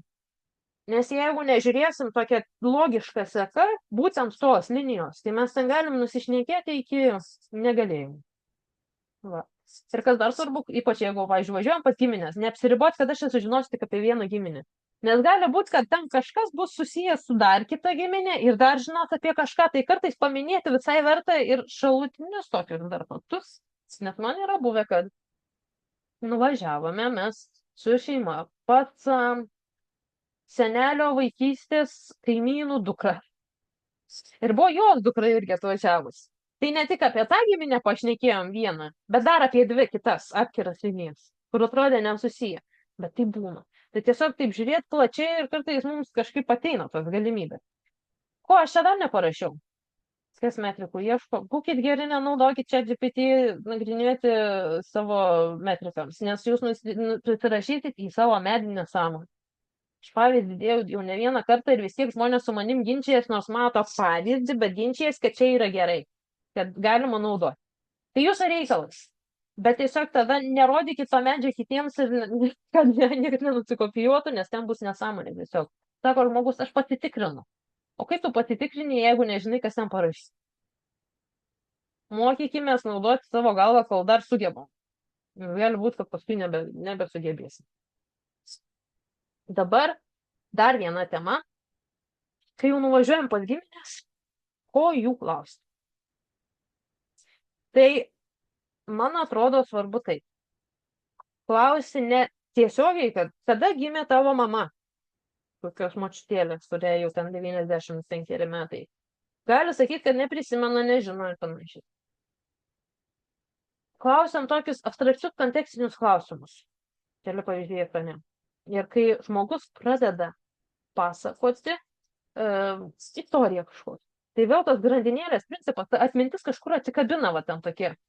Kažkokie prasituka ir žmogus pradeda pasakoti. Man taip irgi buvo. Sakau, ar tavo teta turėjo vaikų? Nežinau, kad suaugusių neturėjo. Neturėjo, neprisimenu. O paskui pasakoja po kelių mėnesių istoriją ir pasakoja, kaip tos tetos vaikelis 10 metų išėjo žąsiukus ganyti, sušalo ir numirė. Va, taip būna. Ir dėl to tuos atsiminimus verta vis tiek rinkti ne tik tikslius faktus, bet bendrai atsiminimus įsirašom. Išgirsim iš faktų, bet kartu ir suvoksim, koks buvo tas gyvenimas. Kaip tuos klausimus galvoti? Tai aš čia pavyzdžių įdėjau. Kai kas žinot, kad esu netgi ir korteles klausimų sukūrus. Jeigu kažkam aktualu, ar tiesiog šeimos pokalbėms, nes būna, sako, su vaikais pasikalbėjom, jie man tiek pripasakojo, ko aš nebežinau, jie iš senelių žino. Kažkokiu būdu. Va, tai būna net ir taip. Arba tiesiog, kad būtų paprasčiau kažkokį žmogų nuvažiavus galvoti tos klausimus, tiesiog išsitraukti tą kortelę. Tai prašom, jeigu tik tais padės, tai galite pasižiūrėti ir užsisakyti, kaip tik dabar nauja partija netrukus pareis iš spaustuvės. Tai yra užsakyti. Na ir paskutinė tokia didesnė tema su keliom potėmėm, tai patarimai keliaujant. Keliaujant per kaimus, kas svarbu. Kartais gali praverti, jeigu tai yra mums nežinoma vietovė, turėti kažkokį kontaktą. Ne šiaip, kad nuvažiavau ir bandau klausti, nors tai irgi gali suveikti, bet jau turėti kažkokį kontaktą, galbūt kažkas davė numerį, pasiskambinom, bandom klausti. O jau tada veda pas kaimynus ir panašiai. Tai būna. Kai jau važiuojam į kažkokį kaimą konkretų, čia kalbu būtent apie kaimus, nes tai tokia specifika atskira. Pasižiūrėkime iš anksto. Žemėlapį, senus planus, kaip ten atrodė tas kaimas, kur kapinės, net jeigu senos kaimo kapinės, gal kažką mes tokio pastebės. Kokie gal paminklai yra pastatyti, būna tokie, senos sodybos, kurios išlikusios. Pasižiūrėti ir važiuojam, stebim, kur galėtų būti, ar ne ten pačiam naujausiam name kažkokiem, galbūt kur matosi seno tipo judėti. Tai kreipti dėmesį į detalės, pasidaryti tokius namų darbus, pasižiūrėti, kaip ten viskas buvo, truputį istorijos to kaimo ir bandyti per kitus tyrinėtojus, per dar kažką, per kokį vietinį, nežinau, miestelyje bandyti klausti muziejuje, dar kažkur surasti kažkokį kontaktą, numerį kažkokio žmogaus, per kurį galėtumėte užsikabinti, kad nebūtumėte tiesiog įkritę vėl galvoti, kad nors sukčiai pažinės. Gal kartais taip gąsdinu žmonės, yra buvę vienas užsienietis, sako, visai taip nebuvo. Sakau, tau pasisekė, kad tu suradai žmogų, kuris buvo kalbus ir dar mokėjo angliškai. O jeigu nebūtų, tai tada būtų sakę, kad čia kažkokie važinėjasi. Va. Tai taip, toliau. Jeigu važiuojame į muziejus, tai pirmiausia reikia iš anksto. Iš anksto rašyti, klausti, nes jeigu tiesiog nuvažiuosim, tai atsakys viskas mūsų kombose. Iš anksto parašyti, kokios pavardės ir kaimai mūsų domina. Iš vienos pusės, tai dabar visi didesniai muziejai skaitmenina viską ir deda į limis. Į muziejų kolekcijos internete. Bet jei įmanoma, jei mums leidžia, jeigu tai yra mažesnis muziejus, tai gali būti kažkoks vietinis arba mokyklos, kuris dar turi kraštotyrinės medžiagos. Jeigu tik mums leidžia peržiūrėti viską, nes yra buvę. Su muziejininkė kalbam, sako, čia to neturiu, bet atvažiuokit, pasižiūrėkit, yra keli albumai. Mes taip kažkaip tyliai ramiai žiūrim tos albumus, pamatom, čia dar kažką, čia galim pažiūrėti, o čia dar galim pažiūrėti ir gauti, kad peržiūrėm visi. Ir tada jau suradom sai daugiau kažkaip, kas buvo aktualu. Na ir aišku, jau reikėtų pasižiūrėti iš anksto tame limit.lt, nes ten gali būti, kad jau viskas nereikia ir mums niekur važiuoti nereikia. Ar mes būtinai surasim kažką muziejuose? Mes galim surasti arba ne, visiškai sėkmės klausimų. Kas yra pakliuvę? Gali būti, kad nėra suindeksuotos nuotraukos ir mums tiesiog reikia persižiūrėti to muziejaus eksponatus. Gal atpažinsim kažkokius veidus. Nebūtinai ten bus parašyta kaimas konkretus arba pavardys. Jeigu mes norim vykti į bažnyčią, ko mes galim norėti bažnyčią, tai ne tik metrikų, bet ir, pavyzdžiui, nuotraukų. Irgi gali būti apatijai.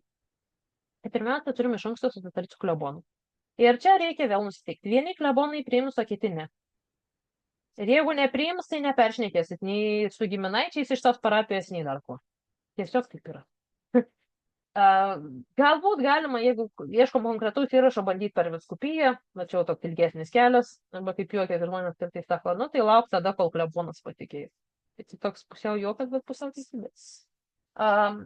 Jeigu mes jau norim metrikus žiūrėti, nuvažiavę, tai aišku, reikėtų pasirūpinti auką bažnyčiai, dažniausiai kažkas dar ateis jums pagelbėti ir kartais tai gali būti pročkelė tą vadinamą, o gali būti ir pats klebonas.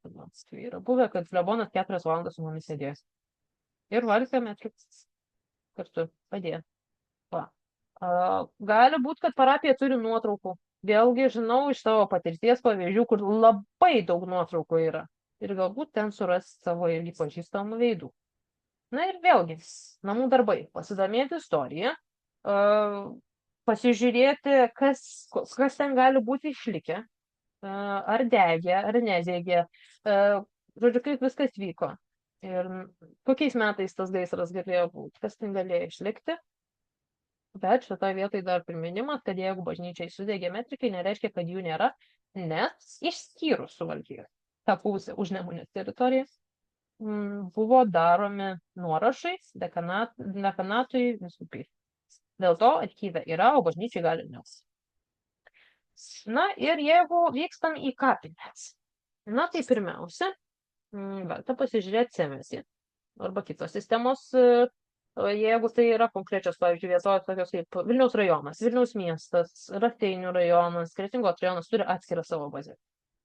O visi kiti kraustosi po truputį į centrus.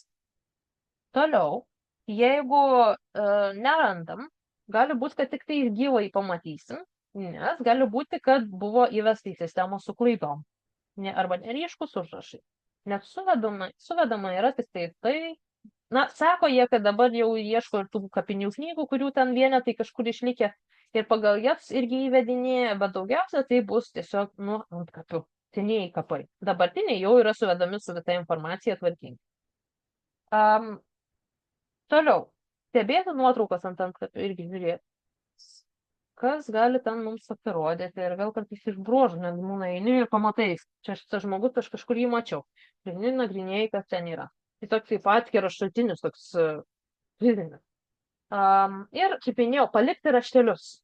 Ką tame raštelėje rašyti? Aš tai rašau tai. Esu tokia ir tokia. Dukra to, anūkė to, proanūkė to, kad žmonės suvestų, kokie čia ta linija ir kas tie žmonės. Galbūt jie žinos tik tai saprotiniais. Aš sudarinėjau giminės medį ir norėčiau pasikalbėti, paklausti vardų, žodžiu, kaip jau ten nesuformuluosim. Mano telefono numeris toks, dar gal ten kokį elektroninio pašto adresą paliekam, jeigu gal nenorės skambinti ar dar. Na ir vėl, ne visi paskambina, didžioji dalis nepaskambina. Bet, pavyzdžiui, iš patirties, vienas sykį taip paskambino. Močiutės pusbrolis, kuris turėjo ne tik, kad mano prosenelio nuotrauką, kurios ieškojom mes labai, net nieks nebeatsiminė, nei kaip jis atrodė. Bet ir toje nuotraukoje buvo visi prosenelio broliai ir seserys vaikystėje su jų tėvais, reiškia, su propus. Tai kai jau jis pradėjo man pasakoti, tai aš jau net nepamačius nuotraukos apsiverkiau. Galvoju, net nepagalvojau, kad net nebūčiau sufantazavus, kad taip gali būti. Ir kas dar? Visai neprošal vis sugrįžti. Ne tai, kad vieną kartą nuvažiavau ir pamiršau. Net kai pradedam sugrįžti, pradedam pastebėti pavardės, kaip čia tie to šeimos susiję būna, eini ir jokie sakai, o čia giminė, pusė kapinių, galim sujungti vieną giminės medį. Tai tas irgi kažkokią sistemėlę sudėlioja galbūt. Taip. Na ir iš esmės, toliau, po visų tų žingsnių, aišku, jie gali būti bet kuriame tase. Kelionės ir ieškojimai ir lankymai giminių. Bet toliau jau tada mes galim vykti metrikus, tai rašytinius šaltinius ir ieškoti viską sudėti į vietą. Jeigu reikėtų visą tai apibendrinti, ką mums visą tai duoda, apart to, kad būna žmogui sakai, o kodėl tu ieškai? Nes tiesiog įdomu, tai viskas gerai. Bet ką mums dar suteikia, kad suvoktumėm, kokią reikšmę tai turi. Kad mūsų paveldas, istorija, matai, menas, muzika, šokiai, viskas, kas yra praeityje, kad formavo mūsų iš esmės ir yra užfiksuota mūsų giminės istorijoje. Štai jokios mūsų asmeninis paveldas yra netgi tai, kaip mes laikome šaukštą ir dantų šepetėlį. Nes mus taip išmokins. Štai tas pažinimas, jisai mums tokį atveria kažkokį kitokį matymą iš esmės ir mes per tai pažįstam ir save, ir aplinką. Irgi juokas toks, kai žmogui nusibosta savęs paieškos, tai pradeda ieškoti giminaičių ir protėvių. Taip dažnai atsitinka kažkodėl, bet mes norim tada pamatyti plačiau, o kieno dalis mes esam, ne tik, kad patys savo. tai nėra vienintelis kelias kažkoks, kad čia būtent tik taip reikia daryti. Ir žmonės viską apjungia. Ir eina dainuoti, ir eina šokti, ir eina įvairius dalykus daryti. Bet tai yra vienas iš kelių. Ir vienas iš įrankių, kaip pažinti savo paveldą, savo tradicijas. Žodžiu, tai. Tai dabar jūsų klausimams laikas, o jūs, kol rašysis klausimus, aš noriu priminti, kad šitas ciklas tęsis ir kita paskaita vyks vasario 25 dieną. Vasario 25 dieną visuomenės mozaika. Ir mes kalbėsim apie nuo seniausių laikų gyvenusias tautas ir religinės bendruomenės. Reiškia, bandysiu papasakoti, kaip ieškoti informacijos apie Lietuvos žydus, liuteronus, ir šiek tiek apie katalikus, bet neišsiplėsim labai, bet tiesiog tokia bendrinė informacija daugiau į tas vadinamas mažumas. Akcentuotim dėmesį būtent šioje paskaitoje. Ir nors iš esmės, norint užsiimti genealogiją žydų arba liuteronų, ypač Klaipėdos krašto, reikia būti konkrečiai tos srities specialistų, nes tai yra labai specifinės sritis. Tai aš tiesiog supažindinsiu su esančiais šaltiniais ir galbūt tada jūs galėsite įsigilinti, jeigu jums tai aktualu, ir ieškoti toliau. Kovo 2 dieną mes kalbėsim apie Lietuvos bajorus. Neseniai susiginčiau su vienu žmogeliu, pasivadinusiu kažkokį ten husarų Facebook'e. Sakė, kad aš pristatau valstietišką požiūrį ir žeminu jo subatnosą, nes bajorija tai tarsi atskiras toks kažkoks didingas dalykas. Iš truputį paprasčiau žiūrėjau. Aš nei menkinu vienus, nei kitus. Tiesiog buvo toks istorinis etapas ir buvo kaip buvo. Buvo ir baudžiava, buvo ir luomai ir visa kita. Bet kaip ieškoti informacijos, kokie yra šaltiniai, kokie yra fondai, tai tiesiog papasakosiu. Na ir aišku, tada toliau jau jūs galėsite žiūrėti, kokie dar šaltiniai gali būti jums naudingi. Pavyzdžiui, būna žmonių, kurie labai mėgsta tokį šaltinį, teismų knygas. Aš neužsiimu, bet galbūt kada nors prisireikia. Kovo 12 kalbėsim apie emigraciją, tai kokie buvo keliai, kokie būdai, kaip ieškoti informacijos, kokie yra internetiniai šaltiniai, truputį patarimų, kaip ieškoti, kad tikrai surastumės. Kovo 18 dieną man labai patinka ta tema, kaip atsirado lietuvių kalba, nes žmonės daug turi labai tokių keistų įsivaizdavimų. Pavyzdžiui, lietuvių kalba yra seniausia pasaulyje. Nėra. Kodėl nėra, paaiškinsiu per paskaitas.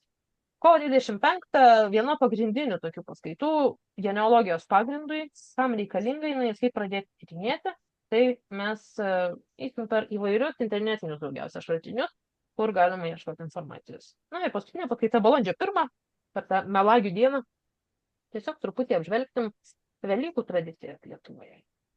Nesu etnologė, bet domiuosi ir truputį pasidalinsiu, ta paskaita irgi bus nemokama paskutinioji uždarimui to ciklo ir prieš Velykas prisiminti. Tai kaip ten iš tikrųjų galėjo būti, kaip čia viskas susipynė ir kas buvo svarbu, būtent Velykos. Ir priminsiu, kad jeigu kažkam aktualu, galite įsigyti korteles. Dabar aš nebesidalinu ekranu ir einu į susirašinėjimą. Įdedu nuorodas jums, kad galėtumėt pasispausti, pasižiūrėti ir skaitysiu jūsų klausimus.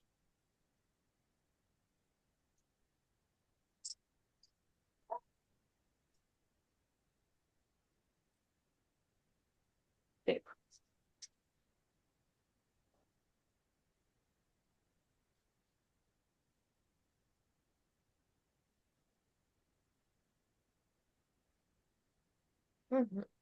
Grįžtu tada nuo pradžių ir žiūriu, kur buvo klausimai. Protėvių gimimo ir mirties datas kaip ir yra galimybė išsiaiškinti. Kokiu būdu, kaip patartumėte išsiaiškinti santuokos datą? Gerai. Kartais būna visiškai atsitiktinumo reikalas, bet jeigu pagal tokią bendrą logiką. Mes žiūrime, pavyzdžiui, yra seneliai. Ir sakykime, kad tie seneliai gimė dar prieš tą, sakykime, duomenų apsaugos laikotarpį 100 metų. Tai randam jų gimimo įrašus. Ir tada turėtumėm pasiaiškinti, ar jie buvo vyriausi, ar buvo vyresni už juos. Ir pagal pirmo vaiko gimimą galim maždaug skaičiuoti. Nežinom pirmo vaiko, na, tai tada nuo savo tų senelių gimimo atgal einam, kol surandam. Kito būdo nėra. Vėl suradom santuoką, ten bus amžius. Amžius gali netitikti santuokui. Bet tada vėl einam, bandom skaičiuoti pagal tą, kad ten parašyta ir plius minus 5 metai pradžioje į vieną į kitą pusę. Jeigu nerandam, tada 10. Nes būna, kad ir 7-8 metai yra neteisingai nurodyti. Ir va taip po trupučiuką žiūrim pagal vyriausią vaiką, jeigu mums įmanoma išsiaiškinti ir vėl toliau kabinam. Tiesiog tokia kažkokia matematika bendroji, bet tiesiog neišeina. Kartais pavyksta, bet retai pataikyti tikslius metus. O bendrai tai turėsim tada imti gabaliuką ir vis žiūrėti, versti, kol surasim. Ir kartais būna labai tokių keistų dalykų, kur labai didelė pertrauka tarp vaikų, kur neatrodė, kad dar galėjo turėti. Ten, pavyzdžiui, taip anksti, ir tada buvo pertrauka, ir tada vaikai. Būna. Tai čia jau toks dalykas, kur reikės kantrybės. Taip.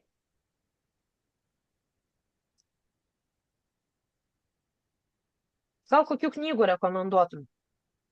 Čia suprantu, kai kalbėjau apie tos, ir sakiau, filosofiniai klausimai.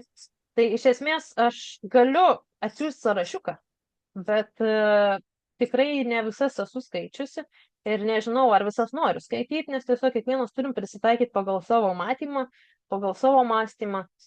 Yra, pavyzdžiui, ir nėra net lietuvių kalba. Pavardė. It didn't start with you. Yra tokia knyga. Ir ten labai, žodžiu, yra labai kritikuojama, ar kitko. Bet, pavyzdžiui, netgi yra Netflix'e turkų serialas sukurtas. Ir kai pasakau turkų serialas, negalvokit apie standartinius turkų serialus. Iš tiesų įdomus. Jisai vadinasi tas serialas Another Self. Kitų rekomenduoju. Labai tikiu pamatymų, sakykim. Va, yra dabar neseniai išversta knyga ir kažkas man siuntė, netgi klausė, ar skaičiau. Tai aš dar neskaičiau. Tuoj pasakysiu, kaip jinai vadinasi. Protėvių šauksmas. Tai ją labai... Ne, palauk, šiaip ne taip, čia ne taip. Protėvių sindromas, va. Protėvių šauksmas visai kas kitas. Protėvių sindromas. Tai ją labai dabar giria ir sako gera knyga. Yra įvairių ir yra tokių kartais pritemptų. Dar yra toks iš labai tokios dvasinės perspektyvos. Autorius irgi, jisai yra amerikietis, gyvena Ispanijoje. Irgi ten ir ne vieną knygą turi ir labai įdomus toks kampas. Bet nematau, ar taip staigiai surasiu. Jeigu pasikraus, pasakysiu. Kažkas rašo, kai užsakai ieškoti informacijos, o gal lengviau užsisakyti, kad surinktų duomenis. Tai, man atrodo, aš daug pakomentavau apie tai, kuo skiriasi. O tas lengviau, jeigu jūs, pavyzdžiui, kreipsitės į archyvą, jūs sakot, archyvui, rink man, tai niekas jums nevargs. Jeigu jūs pasakysit parapiją konkrečias, kad šitas žmogus turi būti gimęs čia maždaug tais metais, tai tada taip. Bet kitais atvejais, jeigu jūs nieko nesivargysit pasižiūrėti, kur, iš kur, kaip čia viskas buvo, tai jums sakys, tai jie neradom, o jūs jau susimokėjot. Ir sudėtinga. O be to, ką Regina rašo, kad praranda malonumą rasti, kad suradau. Ir nėra garantijos, kad svetimas žmogus gali nuklysti pas svetimus, nes jis nėra pažįstamas su ta giminė, jis nėra taip įsigilinęs. Jeigu mes patys įsigilinam, mes vis tiek pastebėsim, kad kažkas ne taip ten, ką mes suradom. Ir kitas dalykas, aš paminėjau trumpai ir nenoriu kažkaip sakys, kad negalima samdyti. Ne, yra tikrai labai puikių tyrinėtojų. Labai puikių tyrinėtojų, bet yra nesąžiningų žmonių. Ir kai aš sužinojau, kokius dalykus išdažinėti, tai man tiesiog kažkaip ir gėda už juos, bet kartu ir toks noras, kad žmonės bent jau jeigu samdo, tai patys būtų susipažinę, kad suprastų, jeigu kažkas ne taip. Tik kai būna, sako, jeigu samdai ten kokį grafikos dizainerį ar video montuotoją, tai jeigu pas truputį supranti, tada gali pamatyti, kur bando prastumti nekokybiškai. Tai čia taip pat. Nes būna, kad iš vis pasiima tiesiog išgenės. kažkieno medį ir atiduoda jums už kelis tūkstančius ateiti. Ir labai atsargiai reikia rinktis ir skaityti atsiliepimus, žiūrėti, ar patikimai atrodo svetainė, arba socialinių tinklų paskyra. Aišku, yra kas neveda to ir per rekomendacijas tik tais juos galima pasiekti. Bet tiesiog tada, kad rekomendacija būtų patikima. Labai atsargiai. Eišiškių RKB bajorų sąrašų nuorodomis, kur dar galime ieškoti metrikai, nerandami metrikai tam tikrų metų, tiksliau Eišiškių RKB. Na, iš esmės, tai dėl bajorų sąrašų nepasidalinsiu niekaip dabar, nes reikia eiti ir žiūrėti per bylas. Kur buvo, sakykime, bajorų bylos arba reviziniai sąrašai, yra 515 fondas, 15 apyrašas. Bandykit žiūrėti, ar ten yra. Negaliu tikrai iš atminties pasakyti. Va. O dėl metrikų, tai reikėtų tada pasinaudoti fondų rodiklę. Man atrodo, jūs esate gal užsiregistravusi ir kitas paskaitas, jeigu neklystu. Ir neprisimenu, tiesą sakant. Rodysiu turbūt arba per 6. paskaitą, arba per mozaiką, per 2. paskaitą, kaip pasinaudoti fondų rodiklę pagrindinę parapijų. Nes ten reikia truputį daugiau laiko paaiškinimo. Taip, kokią ministerijas duojate ir ar būtų galima susidaryti laikas asmeniniai konsultacijai?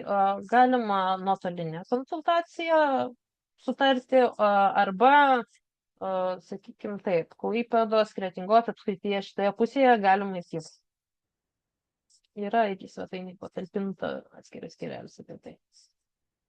Ar bažnyčiose tikrai dar yra metrikai laikomi? Maniau, kad jau viskas suvežta į archyvus. Aktuali Būdviečio, Suvalkijos, Dzūkijos ir Rubežiaus bažnyčia. Yra dar, bet gali būti, kad tik taip naujesni. Būna, kad turi išsilaikę ir senesnių. Bet tai, kas buvo iš senesnių, labai stengiasi istorijos archyvas suskaitmeninti prieš keliarius metus.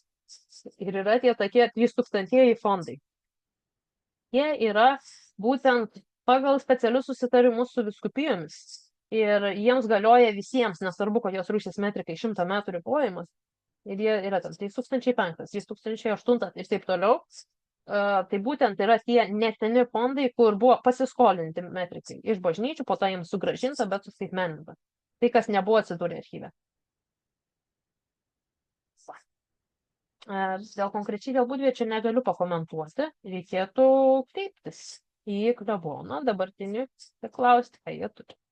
Bet aišku, jeigu būtų kas nors iš tų parapijų, kur visai nieko nėra, tai jau būtų kur nors kas nors paminėjęs, suprantat, nes labai žmonės ieškojo, yra būtent Suvalkijos grupė. Ir ten jau ką surinko žmonės, tą surinko, būtų jau kažkas radęs tą atradimą, kad yra kažkokie dar įrašai. Galit pabandyti kreiptis, jeigu vėlesnė, ypač laikotarpio, bet nesitikėti per daug. Negaliu stipriai pakomentuoti dėl to, kad Suvalkijos labai retai man tenka žiūrėti. Ar yra kur nors koks sąrašas parapijų ir jiems priklausiusių vietovių? Aš irgi norėčiau ir tokią svajonę turėjau, bet nėra. Dabartinė parapija jauna, o kam priklauso anksčiau tos vietovės, neaišku. Turbūt vienas kelias primityviai ieškoti aplinkinėse parapijose. Taip. Ir suprantat, kartais būna toks dalykas. Pavyzdžiui.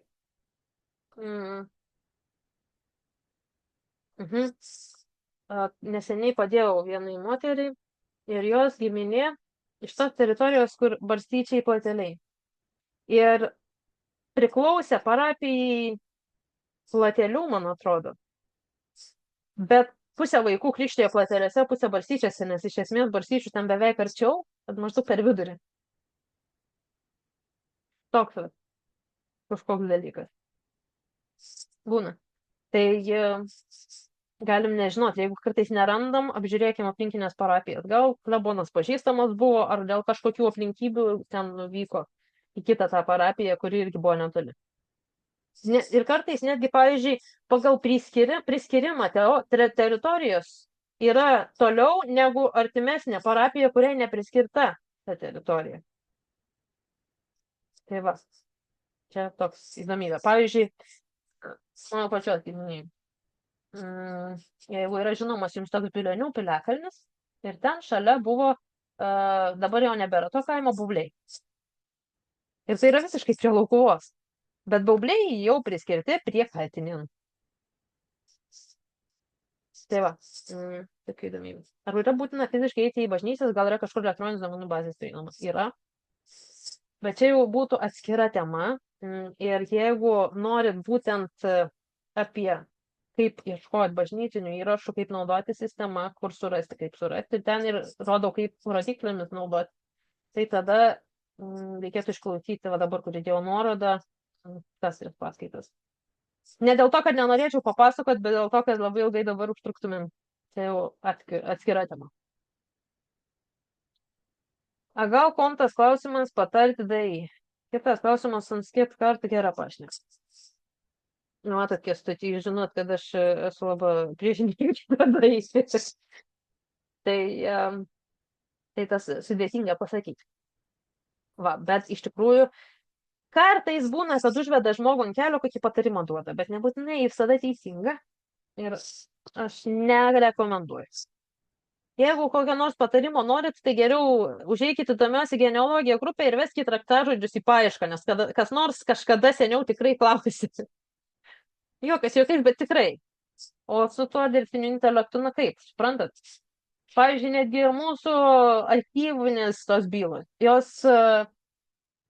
jų įrašai nėra suindeksuoti. Mes tiesiog verčiam ir skaitom ir mes paklausim, kur man rasti.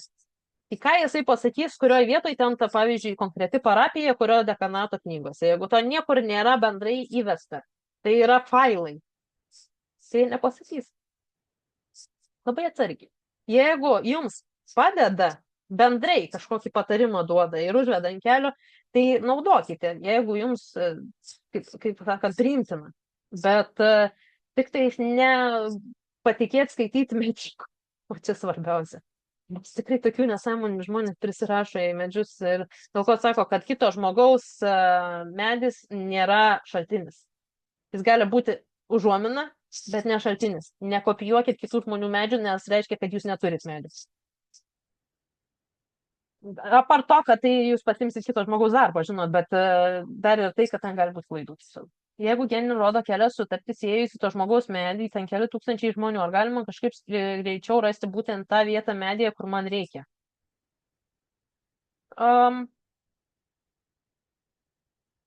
Na, jūs galite į paiešką įvesti, jeigu jūs turit mokamą versiją, jūs galite į paiešką įvesti vardą ir pavardę ir atsidaryti to žmogaus profilį, kai paspausit iš to profilio, peržiūrėti medį, apsistos tas medis ties to žmogum, kuris jums reikalinga. Bet jūs turite tada turėti mokamą versiją. O jeigu ne, jeigu jūs turite tiesiog nuorodą kito žmogaus medžio, tai tiesiog taip ir ieškosit stumdymo būdu. Apie genį komentarą. O ką norėtumėt sužinoti?